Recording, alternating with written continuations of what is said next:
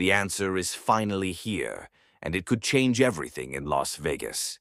After weeks of speculation, heated debates, and mounting pressure inside the Raiders' war room, we may finally be on the verge of a decision that could reshape the entire 2025 season. A five-time Pro Bowler awaits the decision. A fierce battle is underway at one of the offense's most important positions. And behind the scenes, confidence in this team is growing like never before. As the Las Vegas Raiders approach training camp, one defensive flaw continues to stand out as a red flag, and it's one that could cost them dearly in a crowded AFC West. We're talking about the cornerback position. Despite the addition of some new faces and encouraging leadership, the unit still lacks one crucial thing: consistency and proven experience. And right now, there's one veteran still on the free agent market who fits both bills: Stephon Gilmore. Now 33, Gilmore is no longer in his prime, but don't be fooled. He's still a name that commands respect. With 5 Pro Bowl selections and 2 first-team All-Pro honors under his belt, Gilmore has built a legacy as one of the most dominant cornerbacks of the past decade.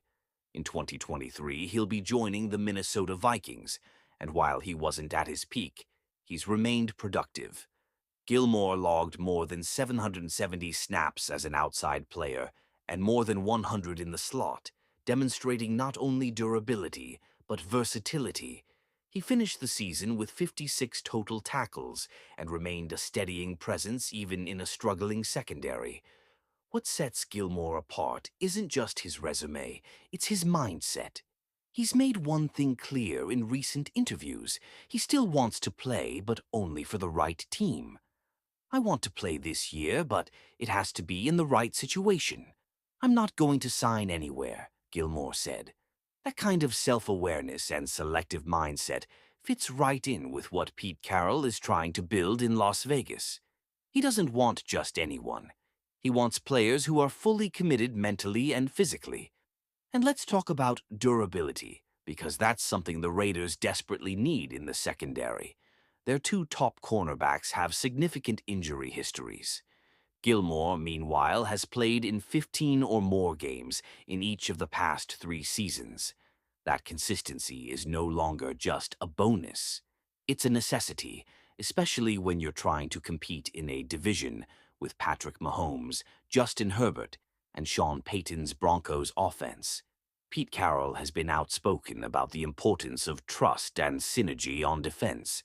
According to the coach, it all starts with communication and accountability.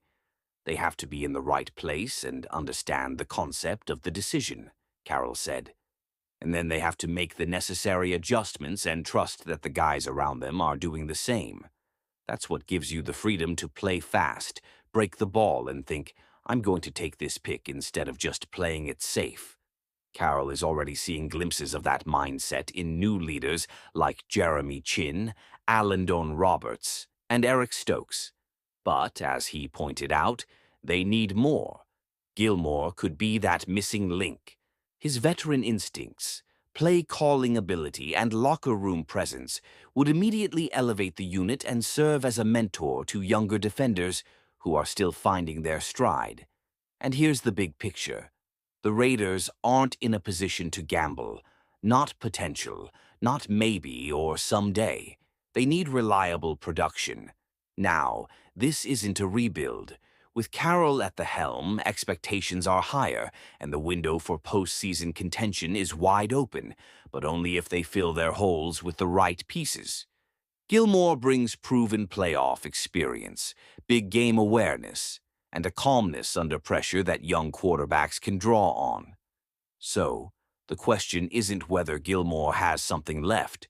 The real question is, can the Raiders afford to do nothing? Because while the defense searches for its next leader, the offense is entering a different kind of battle, one that could determine where this team can go in 2025. The Raiders' tight ends room is one of the most intriguing pieces heading into 2025, and it could become the team's biggest offensive weapon. With new sensation Brock Bowers packing a punch and second-year TE Michael Mayer still developing, this is a position group packed with firepower. Let's start with Bowers. The Georgia tight end shined on the field in his rookie season and quickly became an easy target, despite the team's inconsistent QB situation.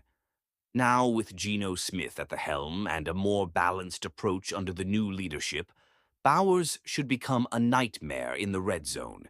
He may not reach the same catch numbers due to a more run-focused scheme, but double-digit touchdowns, that's in the cards. What makes Bowers so lethal is his skill set. He can line up in the slot, on the outside, and even on the move. Defensive coordinators can't afford to leave him alone. And with weapons like running back Ashton Jean and wide receiver Jacoby Myers demanding attention, Bowers will thrive on mismatches all over the field. But don't count Michael Mayer out. Drafted just a year before Bowers, Mayer was once viewed as the future TE1 in Las Vegas. While trade rumors have swirled around him, sources outside the Raiders say the Raiders are hesitant to let him go, and for good reason. Mayer is a complete tight end. He can block, catch passes, and run routes with precision. In an offense where two tight end sets could become the norm, Mayer could shine alongside Bowers rather than behind him. And then there's Ian Thomas, the veteran who quietly joined this off-season. After a long stint with the Panthers, expect Thomas to provide depth and blocking support, especially in the run game. He may not rack up the stats, but his role could be crucial in short yardage situations and at the goal line.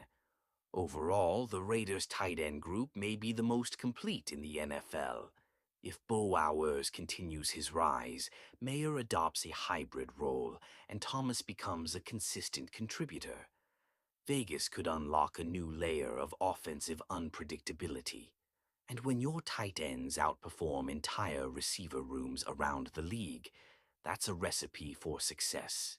Still, even with these specific weapons, fans are left wondering, can this tight end actually compete in the AFC West?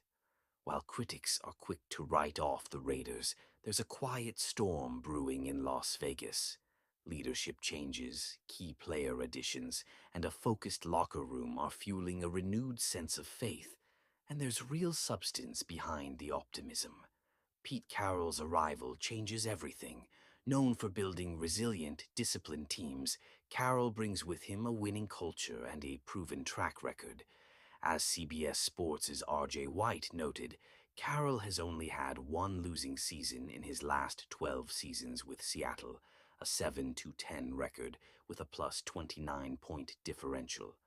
That kind of stability could be just what the Raiders need to excel in a chaotic division. On offense, the additions of Geno Smith and Ashton Jeanty, along with stars like Brock Bowers and Jacoby Myers, give the Raiders a strong, balanced attack. Jeanty, in particular, has impressed early on, demonstrating explosiveness, vision, and the ability to catch passes out of the backfield. If he and Smith gel quickly, this unit could surprise. Defensively, there are still concerns, but Carroll and DC Patrick Graham are implementing a clear plan. Max Crosby remains the heart of the pass rush, and if he stays healthy for all 17 games, his impact could be felt at every level of the defense. Alandon Roberts adds much-needed toughness and leadership at linebacker, and the team believes several rookies could earn starting roles by mid-season. Carroll himself praised the rookies during minicamp, noting their quick adaptation and work ethic. "This is a beautiful group," Carroll said. "We're going to force these guys to play early, and if we bring them in the right way, some of them will be starters before November." That mindset, development through opportunity, is how Carroll has built dynasties in the past. And now he's building on that same foundation in Las Vegas. If the Raiders sign Stephon Gilmore, unlock the full potential of Brock Bowers and Michael Mayer, and get strong contributions from rookies, do you think this team can finally make a deep playoff run in 2025? Leave your opinion here. Don't forget to like and subscribe to the channel, but I will come back later to update you with the latest news from the Raiders. Hey, Hey,